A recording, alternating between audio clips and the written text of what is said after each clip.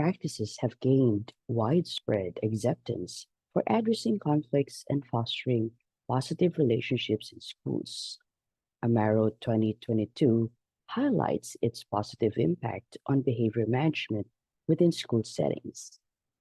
These practices offer multiple benefits, promoting a supportive and inclusive school environment by emphasizing the restoration of harm and repair of relationships rather than focusing solely on punishment.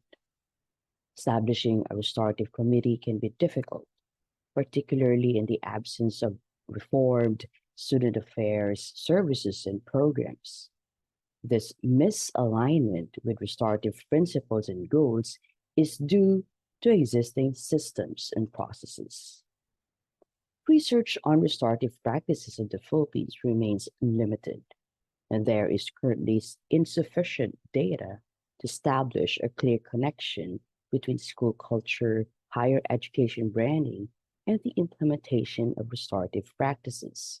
Specifically, there appears to be a scarcity of studies investigating the relationship between school culture, higher education branding, and the implementation of restorative practices in Davao region.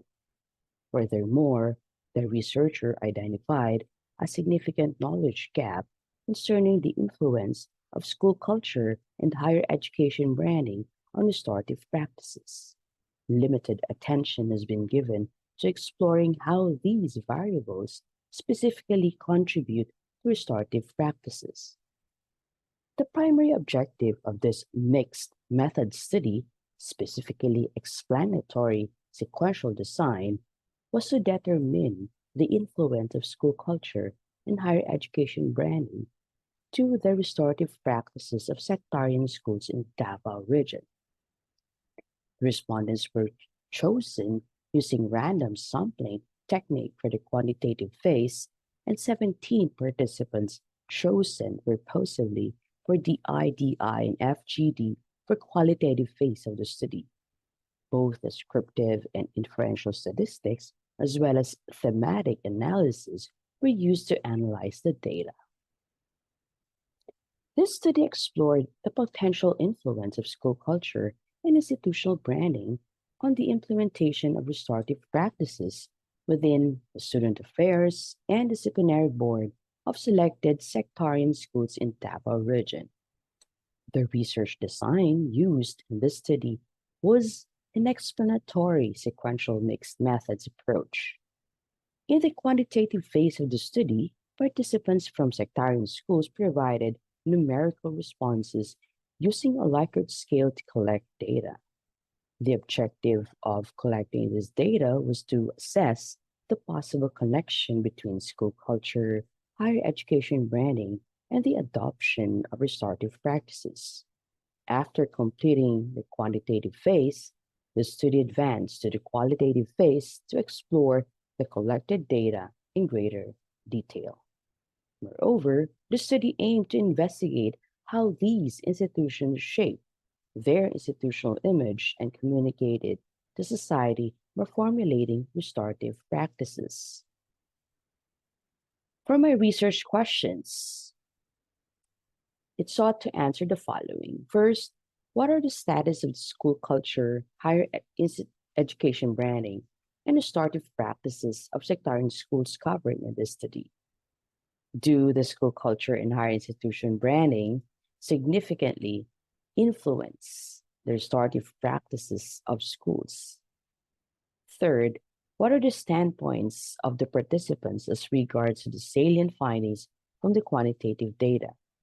Four, to what extent do the qualitative data explain the quantitative findings?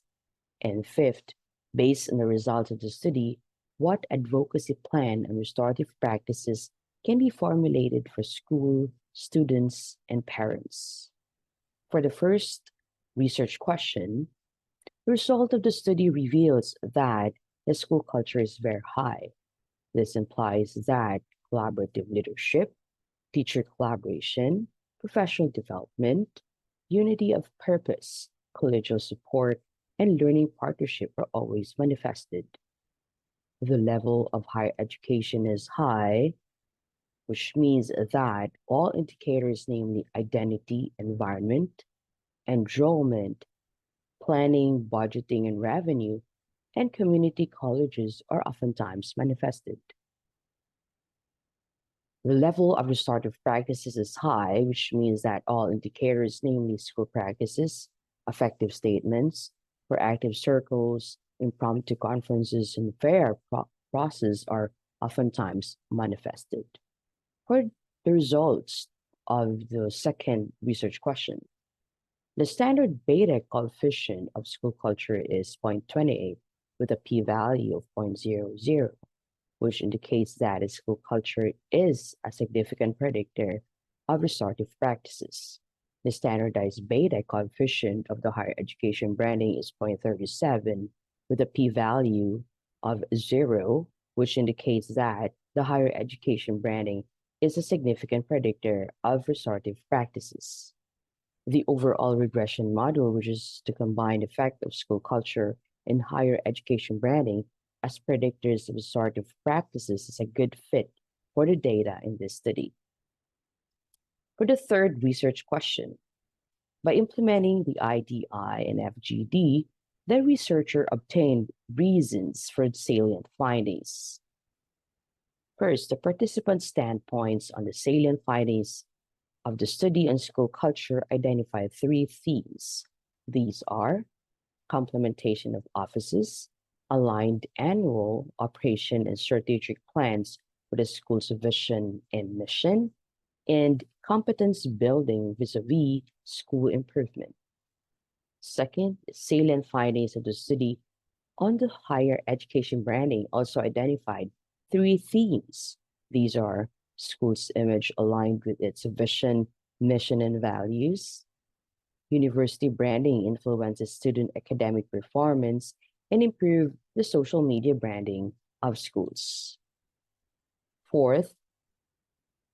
Third, the salient findings of the study on restorative practices identified 3 themes. These are awareness and understanding of restorative practices, discipline program of sectarian schools, and conflict resolution and relationship building are vital to restorative practices. In addition, there were 3 themes that emerged from the significance of the school culture and higher education branding to restorative practices.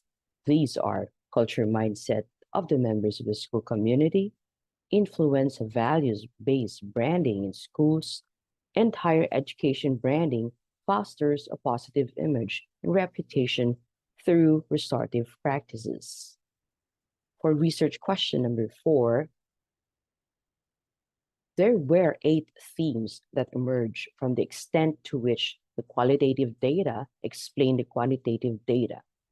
These are aligned annual and strategic plans with the school's vision and mission, competence building vis-a-vis school improvement, improve the social media branding of schools, school's image aligned with its vision, mission, and values, awareness and understanding of restorative practices, discipline program of sectarian schools, culture mindset of the members of the school community, influence of values-based branding in schools, and higher education branding fosters a positive image and reputation through restorative practices. For my RQ number 5, based on the results of the study, what advocacy plan on restorative practices can be formulated?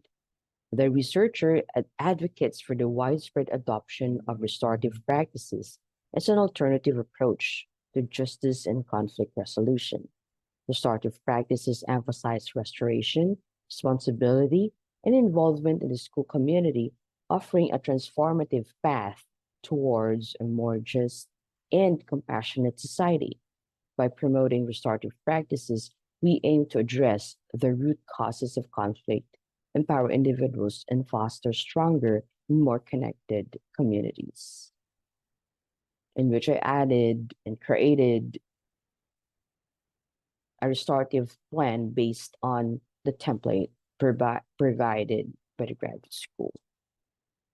For my conclusion, since the school culture is very high, rated is very high, higher education branding is also high, and restorative practice is also high, and the result of linear regression analysis revealed that the school culture and higher education branding significantly influence the restorative practices of sectarian schools in Davao region. This denotes that the school culture and higher education branding have a high influence on restorative practices.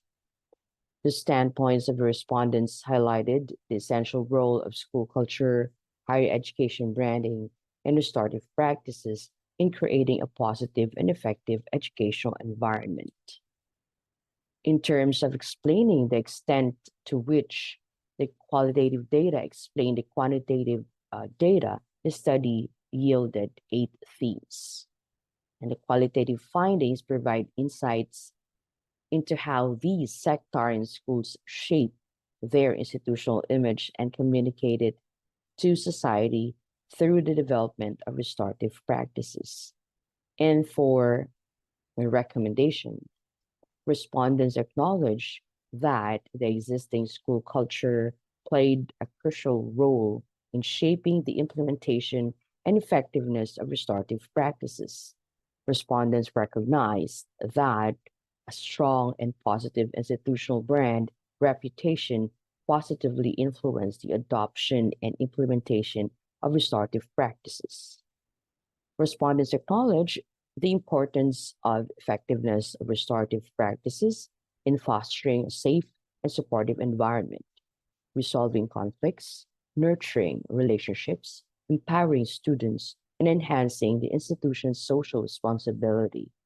They recognize the positive impact of restorative practices on student well-being, academic performance, and overall campus atmosphere.